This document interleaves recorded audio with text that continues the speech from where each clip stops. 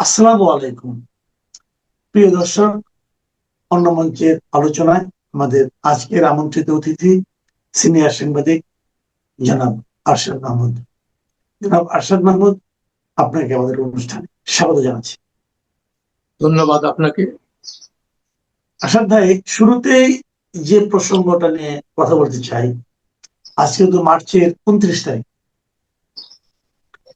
মার্চের 26 তারিখ আমাদের স্বাধীনতা ও জাতীয় দিবস ছিল, এবং প্রতি বছরই যে জিনিসটা হয়, গত 55 বছর ধরে, হয়তো না, প্রথম 5 বছর মতো বাদ দেন, 75-এর পরেও, এমনকি জিয়া রহমানের আমলেও যতদিন উনি ছিলেন ততদিন এটা হয়নি।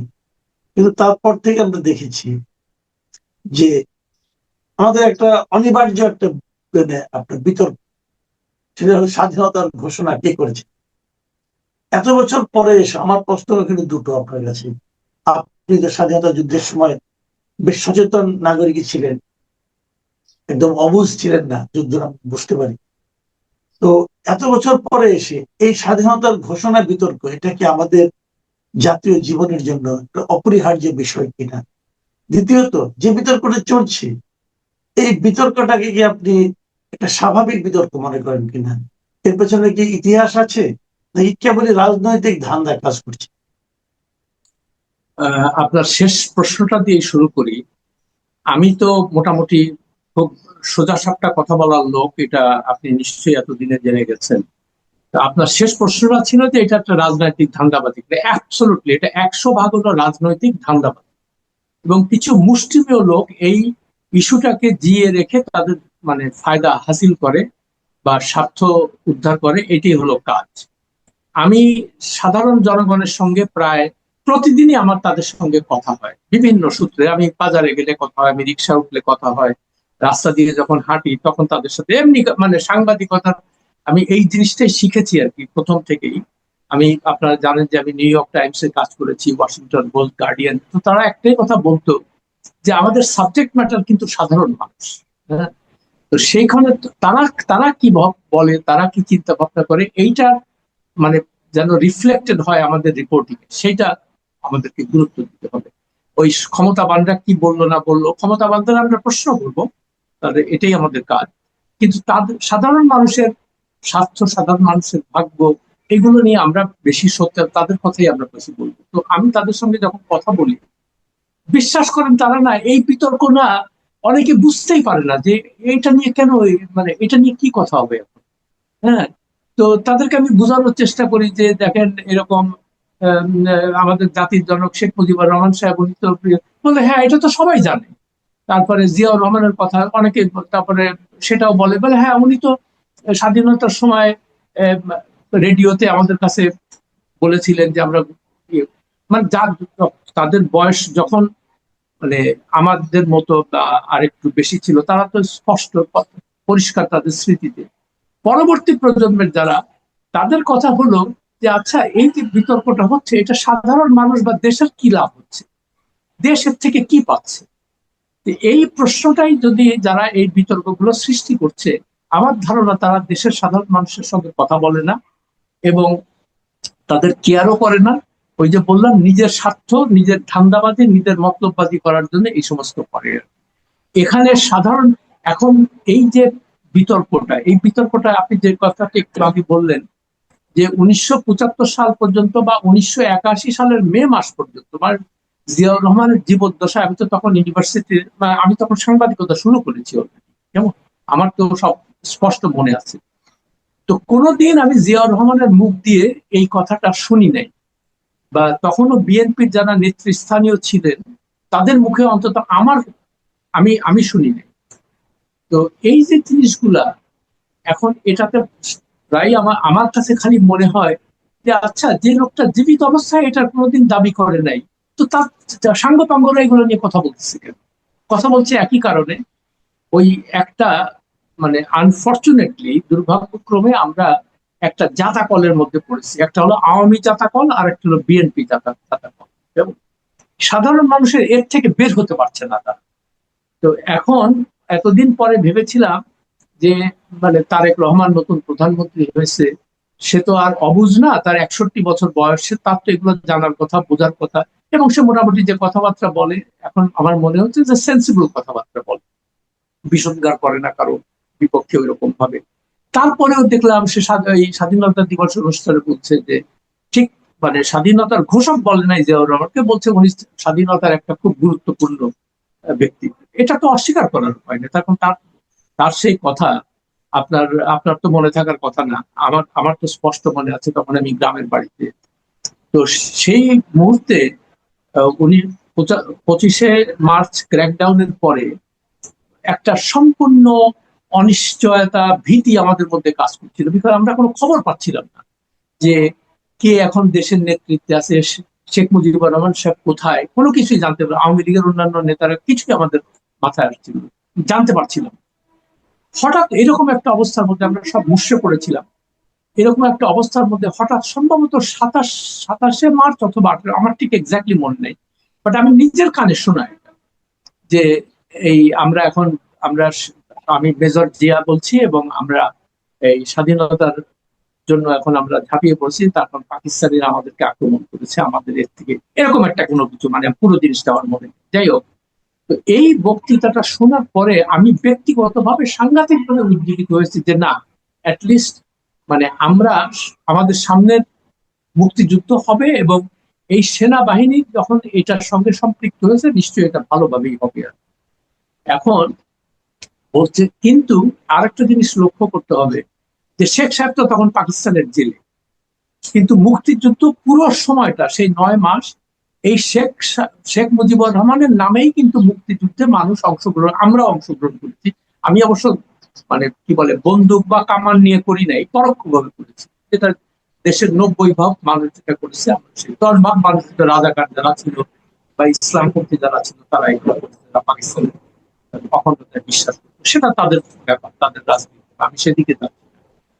কিন্তু সেই সময়ে শেখ মুজিবুর রহমান ছিলেন অবিসংবাদিত নেতা, এবং তিনি যে জেলে থেকেও তার নামে যে মুক্তিযুদ্ধ হয়েছে তার সবচেয়ে বড় প্রমাণ হলো 10ই জানুয়ারি 1972 সালে উনি যখন ফেরত আসলেন। সেই সেই কথা আমার স্পষ্ট মনে আছে, তখন আমি গ্রামের বাড়িতে, যে অভূতপূর্ব সম্বর্ধনা, তখন তো টিভিতে আমরা দেখতে পাচ্ছিলাম এটা, মানে বাংলাদেশ টেলিভিশন। তো তারপর, এবং আমি নিজের কানে যে শুনলাম তার যে বক্তৃতা, বিশ্বাস করেন আমার চোখ দিয়ে দরদর করে পানি পড়তেছিল। এবং যে পরিমাণ মানুষ তাকে মানে সমাগম হয়েছিল সেখানে তাকে বরণ করে নেওয়ার জন্য, তাতে প্রমাণ হয় যে তিনি স্বাধীনতার মানে 1 নম্বর বা অবিসংবিত বা অবিতর্কিত নেতা ছিলেন। তা না হলে এত লোক সেখানে আসলো কেন? তখন তো জিয়াউর রহমানের নাম কেউ শোনেও নাই, কেউ শুনেছে জিয়াউর রহমানের নাম শুনেছে।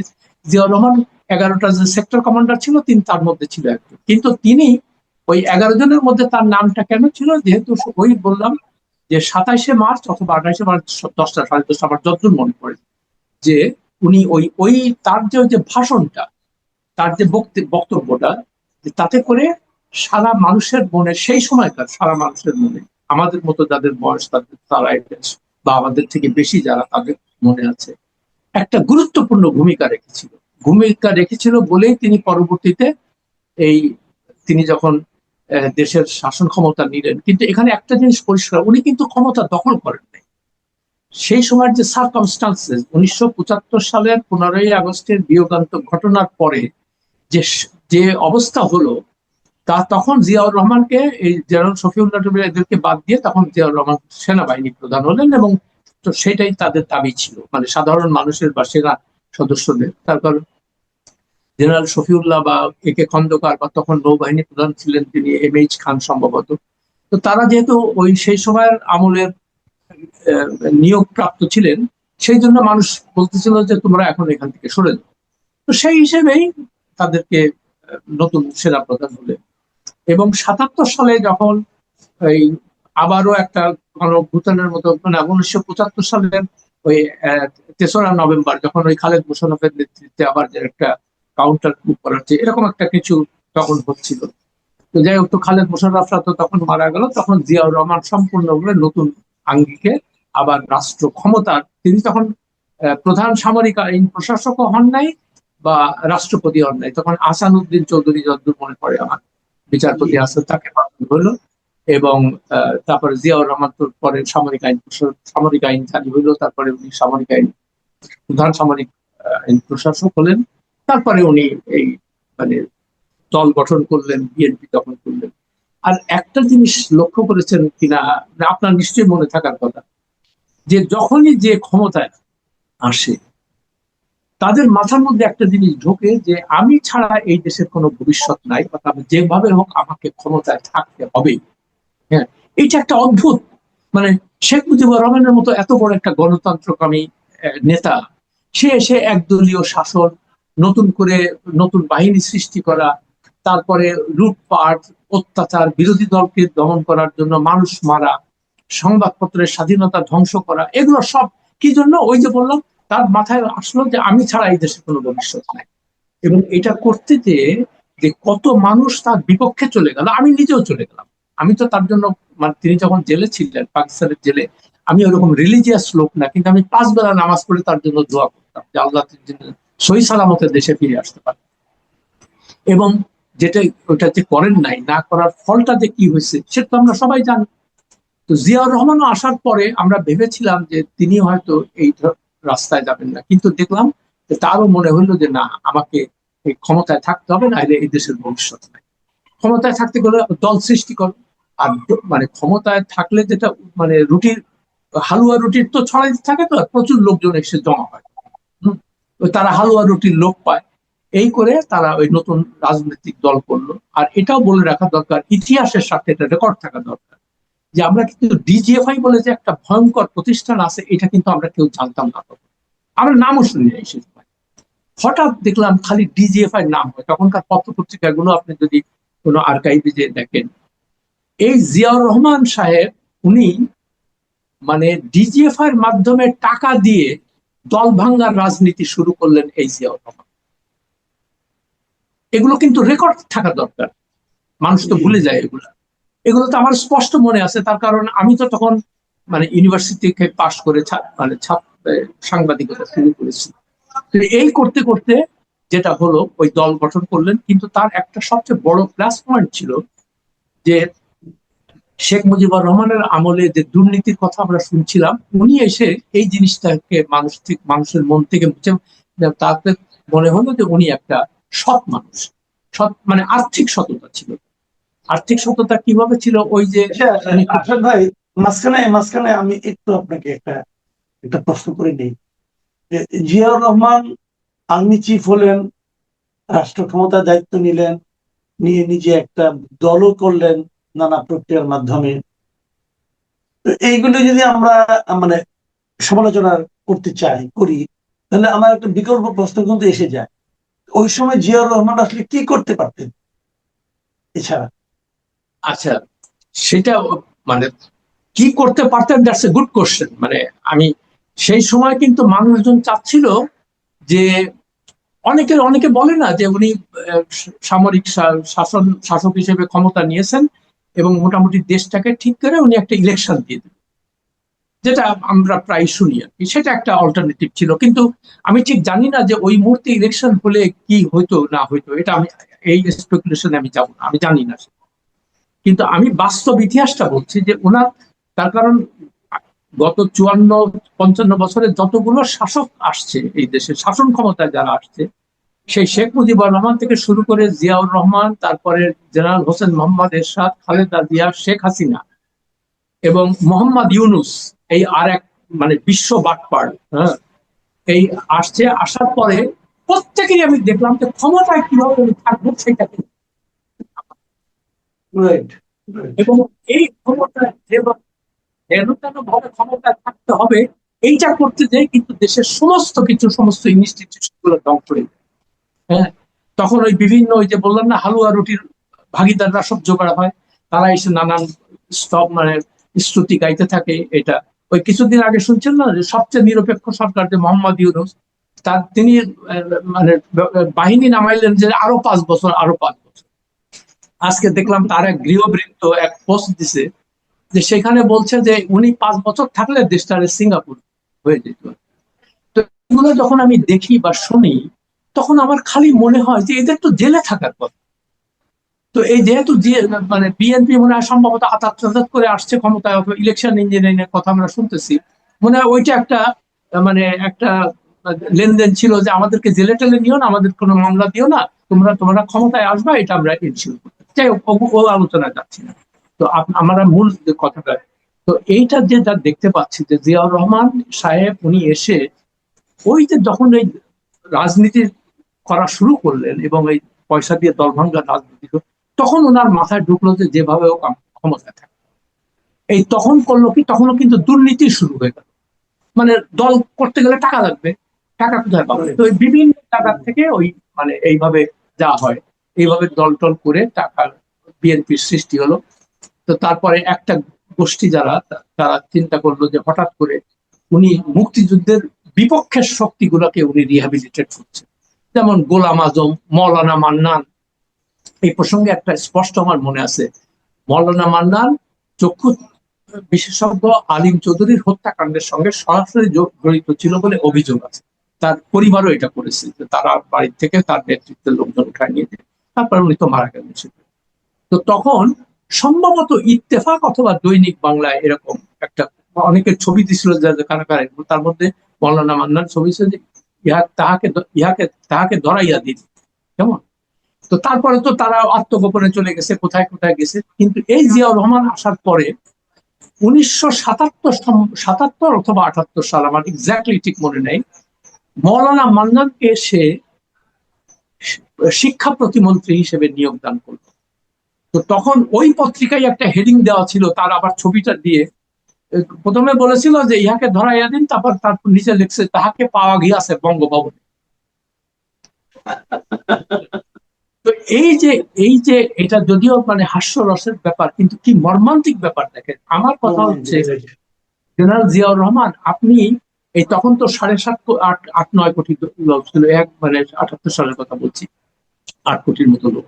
তো আপনি কি 8 কোটি লোকের মধ্যে স্বাধীনতা মানে ব্র্যান্ডেড স্বাধীনতা বিরোধী যারা, তাদের ছাড়া আপনি কোনো ভালো লোক খুঁজে পান নাই? আপনি শাহজিবুর রহমানকে কিভাবে প্রধানমন্ত্রী বানান, যে লোকটা পাকিস্তানের পক্ষে বাংলাদেশের বিপক্ষে জাতিসংঘে যে বক্তৃতা করেছে, তাকে আপনি কেন আনবেন? তো এই প্রশ্নগুলোর কারণে তখন মানুষের মনে একটা, বিশেষ করে যারা স্বাধীনতার জন্য জীবন দিয়েছে বা স্বাধীনতার পক্ষে যুদ্ধ করেছে, তাদের মধ্যে এই লোকটা কি করছে, এ কি পাকিস্তানের এজেন্ট নাকি, এরকম পাকিস্তান বানাইতে চায় কিনা, এরকম কথাবার্তা কিন্তু তখন আমরা শুনছিলাম। যে সে কি, ওই তার একটা, আমার ধারণা সে তখন তো প্রচন্ড ভারত বিদ্বেষ ছিল সব জায়গায়। তো ওই ভারত বিদ্বেষকে পুঁজি করতে যে উনি এই এই সমস্ত মুক্তিযুদ্ধ বিরোধীদের মানে রিহ্যাবিলিটেট করার চেষ্টা করতেছিলেন। তো যেই আমি আমি ওখানে একটু কথা বলি। মাঝখানে আমি একটা বই পড়েছিলাম, চিটাগাঙ্গের একসময় ডিসি ছিলেন, যিনি নাকি জিয়া হত্যার সময় ওখানে ডিসির দায়িত্ব পালন করেছিলেন। তিনি একটা, হ্যাঁ, মিস্টার চৌধুরী, উনি একটা বই, ওই বইটাতে আমি দেখেছি যে উনি বলেছেন জিয়াউর রহমান সাহেব দায়িত্ব নেওয়ার পর, ক্ষমতা নেওয়ার পর, দল গঠনের আগে উনি নাকি চেষ্টা করেছিলেন যে বিভিন্ন জায়গায় যারা নাকি আওয়ামী লীগ করতেন, সাবেক আওয়ামী লীগ, তাদেরকে একত্রিত করে একটা দল করার জন্য। এবং এই চেষ্টার অংশ হিসেবে উনি প্রশাসনকে ব্যবহার করেছিলেন, ডিসি সাহেবদেরকে বলেছিলেন যে আওয়ামী লীগের লিডারদেরকে আপনি ডাকেন, বলেন, আমরা একসঙ্গে। কিন্তু তার সেই আহ্বানে আওয়ামী লীগের লোকজন সাড়া দেয় নাই, সাড়া না একেবারেই দেয় নাই। এবং সাড়া না দেওয়ার কারণে এখন ওনার তো একটা দল করার ইচ্ছা ছিল, অগত্য উনি আওয়ামী লীগকে বাদ দিলে যারা থাকে, যার সাথে লোকজন কেউ পান নাই, যারা থাকে তাদেরকে নিয়ে উনি একটা দল করেছেন। এখন সেখানে গেলে তো ওই মুসলিম লীগ অথবা এই ধরনের লোক থাকে, আর তো কেউ থাকে না, ওনার তো কিছু করার ছিল না। আচ্ছা, না, আমি ঠিক জিয়া ভাইয়ের সঙ্গে উনি আমার যথেষ্ট পরিচিত, আমরা ওয়াশিংটনে একসাথে ছিলাম। উনি খুবই ভালো একটা মানুষ এবং তার লেখা টেখাও আমি রেগুলার পড়ি। এখন এটা জিয়া ভাই কি বই, আমি তার বইটা আমি পড়ি না সত্যি কথা বলতে কি, এবং উনি যদি বলে থাকে সেটা আমি ধরে নিচ্ছি এটা সত্য কথা। তারপর উনি তো ডেপুটি কমিশনার ছিলেন, জেলা প্রশাসক ছিলেন, তো নিশ্চয়ই ওনার কাছেও এই নির্দেশ ছিল। আমার প্রশ্ন সেটা না, আমার প্রশ্ন হলো 8 কোটি মানুষের মধ্যে ধরেন, আমার কথা হলো যে চিহ্নিত যুদ্ধপরাধী যারা, চিহ্নিত রাজাকার যারা, আপনি তাদেরকে কেন নিতে গেলেন? অবিতর্কিত অনেক মানুষ ছিল না তখন, ভালো মানুষও ছিল। তো তাদেরকে নিতে পারতেন। যেমন আমি বলি, উনি প্রফেসর মুজাফফর আহমদ, সম্ভবত তাকে উনি নিয়েছিলেন, জিয়াউর রহমান। তারপরে প্রফেসর ইকবাল মাহমুদ, ওই বুয়েটের উনি প্রফেসর ছিলেন। এই সমস্ত ভালো লোক ছিলেন, কিন্তু পরের দিকে তারা যখন দেখলো যে উনি এখন ওই রাজনীতির মধ্যে ঢুকে গেছেন, তখন তারা সাথে চলে গেছে।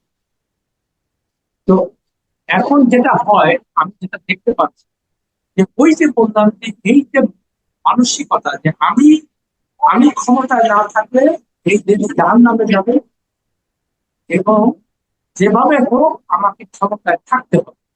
তো ক্ষমতায় থাকতে হলে যেটা হয়, বিভিন্ন রকমের দুর্বৃত্তদের সুযোগ সুবিধা দিতে হয়, তারা দল গঠন করে, তারা জিন্দাবাদ দেয়, জয় বাংলা বলে, এগুলা করতে হয়। তো আমার মানে আমি প্রায় একটা কথা বলি, আমি লিখেছিও কয়েকদিন আগে, যে আমাদের যেটা দরকার, আমরা তো ওই তথাকথিত গণতান্ত্রিক সরকারও দেখেছি, সামরিক সরকার, এই দেশের মানে এই দেশের সত্যিকার অর্থে সাধারণ মানুষের ভাগ্য উন্নয়নের চেষ্টা কেউ করে না, করার ফলে এই যে সমাজে যে একটা বিক্ষুব্ধ সমাজ আমরা দেখতে পাই, সারাক্ষণ দেখবেন কোথায় কোথায় রাস্তায় মানুষজন দেখতে পাচ্ছে, গাড়ি বন্ধ করে দিচ্ছে, গাড়ি ভাগ, এগুলো হলো কি জানেন, যারা বঞ্চিত, সুবিধা বঞ্চিত, যাদের ভাগ্যের কোনো উন্নয়নের কোনো, তারা ক্ষুব্ধ হয়ে তারা চিন্তা করে যে আমাদের তো কোনো কিছু হারানোর নাই, অতএব আমরা এগুলো আমাদের কথা তো কেউ ভাবে না। আর এই যে সমাজে যে বৈষম্য যে সৃষ্টি হয়েছে, এই বৈষম্যর কারণেই তো আমরা পাকিস্তান থেকে আলাদা হয়েছিলাম। তো আমাদের তখন চিন্তা ছিল যে পাকিস্তানিরা যেভাবে আমাদের শোষণ করেছে বা আমরা যে বঞ্চনার শিকার হয়েছি, সেটা হবে না। কিন্তু আমরা দেখতে পেলাম কি, গত 55 বছরে শুধুমাত্র শাসকের চেহারার পরিবর্তন হলো, তাদের ভাষার পরিবর্তন হলো। মানে আগে ওই উর্দু ভাষীরা করতো, এখন বাংলা ভাষীরাই করে, কিন্তু ওই শোষণের চরিত্র একই থাকে, সাধারণ মানুষের কোনো উপকার হলো না। আর এই যে প্রায় আমি বলি, আপনার অনুষ্ঠানেও বলেছি, আমি লিখেছি কয়েকবার, যে আমাদের সংবিধানের প্রথম কথাটা লেখা আছে যে এই দেশের মালিক কারা, সেখানে বলা আছে দেশের মালিক হলো জনগণ। এর থেকে মিথ্যা কথা, এর থেকে মানে প্রতারণামূলক কথা আর হইতে পারে? আপনি দেখেন, দেশের জনগণ যারা, মানে সাধারণ জনগণ, তারা থাকে বস্তি, আর ভৃত্যরা মানে মনিবের যারা ভৃত্য, মানে এই যে সিভিল সার্ভেন্ট তো তাই বলে, তাই না, যে আমলা টামলা এরা, এদের দিতে হবে 5,000 স্কোয়ার ফিটের বাড়ি, 2টা 3টা করে গাড়ি দিতে হবে। তো এই ওদেরকে এটা দিতে যেয়ে তারপরে সামরিক বাহিনীর লোকজনকে দিতে হবে 2টা করে বাড়ি দাও, তারপরে মানে কি বলে, ক্ষমতা, চাকরি চলে গেলেও তাদের জন্য ডিএইচএস আবার বাড়ি বাড়ি দিতে হবে, মানে খালি একটার পর এক ডিএইচএস করো আর তাদেরকে। তো আমার কথা হচ্ছে যে এতে এই যে এদেরকে এত কিছু দিতে, যে আপনি তো সাধারণ মানুষকে বঞ্চিত করছেন, তাদের যে ভাগ, সেই ভাগ তো তারা পাচ্ছে না। ফলে তারা যেটা হচ্ছে, তারা ক্ষুব্ধ থাকছে সব সময়। তারা চিন্তা করছে যে কি, তো যেই ক্ষমতা আসে তো আমাদেরকেই সর্বনাশ করে সব সময়। তো এই জিনিসটা যতদিন এইটার দিকে নজর না দেবে, কোন সরকারই এখানে ভালোভাবে সুস্থভাবে এই দেশ চালাতে পারবে না। এবং তার নজির আমরা আবারও নতুন করে দেখতে পাচ্ছি এই কি বলে, তারেক রহমানের ব্যাপারে। দেখেন, এসেই আবার সে দলীয়করণ শুরু করেছে। মানে এটা আমার কাছে খুবই দুঃখজনক আর কি, যে ভাইস চ্যান্সেলরের মতো একটা, শিক্ষার মতো এত বড় একটা গুরুত্বপূর্ণ পবিত্র জায়গা, সেখানে আপনি দলের লোকজনকে কেন দিবেন, যারা ব্র্যান্ডেড বিএনপি বা ব্র্যান্ডেড? আপনি কি নিরপেক্ষ সুস্থ ভালো লোক? তারপরে এই যে ক্যাবিনেট সেক্রেটারি করেছে নাসিমুল গনিকে, ওই যেটা কি বলে, ইউনূস সরকারের আমলে যে হোম সেক্রেটারি ছিল, সে 1982 সালের সুবিধা বঞ্চিত, মানে আওয়ামী লীগ দ্বারা বঞ্চিত হয়েছে। সে বলছে যে আমরা বঞ্চিত কেন হয়েছে, আমরা বিএনপি করতাম। তো বিএনপি যদি করে থাকো, সেটাই তো তোমাদের অপরাধ। তো তুমি একজন আমলা হবে নিরপেক্ষ, নির্দলীয়, তুমি দলের পক্ষে ইয়ে গাইবা কেন? তো এইগুলো যখন তারেক রহমান এসে আবার এখন এই লোকটাকে তো ক্যাবিনেট সেক্রেটারি কেন বানাইতেছে না, জবাব দেন আপনি। তো এই জবাব তো তারেক রহমানকে দিতে হবে, যে আপনি কি এত বড় ব্যুরোক্রেসির মধ্যে কোনো নিরপেক্ষ লোকজন পান না? তাদেরকে না নিয়ে আপনি এই যে আবার যে শুরু করেছে, মানে আমার নিজের মনের মধ্যে এখন সন্দেহ যোগ করছে যে সে কোন এজেন্ডা নিয়ে আসছে। খালি বারবার করে বলতেছে আমি দেশের সাধারণ মানুষের ভাগ্য উন্নয়ন করবো, কিন্তু আমি তো কার্যকলাপে দেখতে পাচ্ছি না সেটা। তো সেই জন্য বলছি যে এখনো বিতর্ক খুব জোরে সোরে শুরু না হওয়ার আগেই আপনাকে এই জিনিসগুলোকে অ্যাড্রেস করতে করে সত্যিকার অর্থে জনকল্যাণ। আর একটা জিনিস সবচেয়ে যেটা বড় জরুরি, যে আইনের শাসন। আইনের শাসন মানে কি, যে আপনার টাকা থাকলে বা আপনি কোনো ক্ষমতাসীন কেউ হলে আইন আপনাকে স্পর্শ করতে পারবে না, যেটা এই যে ইউনূস সরকারের আমলে আমরা দেখলাম, বসুন্ধরার মালিকদের ক্ষেত্রে দেখলাম যে তাদেরকে আইন স্পর্শ করতে পারে না। খুনের মামলার আসামি, ধর্ষণের মামলার আসামি, ব্যাংক লুট করছে, এগুলা করছে। তো এদেরকে যতদিন আপনি শাস্তির আওতায় না আনবেন, ততদিন মানুষ ভাববে যে আপনারও ওদের সঙ্গে কোনো লেনদেন হচ্ছে, নাহলে ওরা জেলে যায় না। জি, আপনার কথা স্পষ্ট। আমি মানে আমার অনুষ্ঠানে একদম শেষ পর্যায়ে চলে এসেছি। আপনি এক বছর থেকে আরো অনেকগুলি কথা বলেছেন, যেগুলো হয়তো আপনি টানা না বললে আমি প্রশ্নই করতাম। আহ দর্শকরাও জানতে পেরেছেন আপনার কথা থেকে যে আপনি বিভিন্ন প্রসঙ্গে, যে মানুষ দায়িত্ব নেওয়ার পর, ক্ষমতায় যাওয়ার পর কিভাবে আত্মকেন্দ্রিক চিন্তা করতে শুরু করেন, যেভাবে ভাবতে শুরু করেন যে উনি ছাড়া দেশের আর উন্নতি হবে না। এই যে মানসিকতা, এই মানসিকতাকে তো আপনি যেভাবেই যে নামেই উল্লেখ করেন না কেন, তো যে নামেই উল্লেখ করেন, এটাকে আপনি গণতন্ত্র বলতে পারবেন, অন্য যে কোনো নামে আপনি দিতে পারবেন, কিন্তু গণতন্ত্র এটা নয়। তারপরেও আমরা গণতন্ত্রের প্রত্যাশায় থাকি। আমরা তারেক রহমানের এসেই যা শুরু করেছেন এগুলো নিয়ে একটু আপনি সমালোচনা করলেন। তারপর আমাদের মনে হয় মাত্র একটা তো মাস, হয়তো একটু আর্লি হয়ে যাবে, আমরা একটু অপেক্ষা করি, দেখা যাক উনি আমাদের প্রত্যাশা মেটাতে পারেন।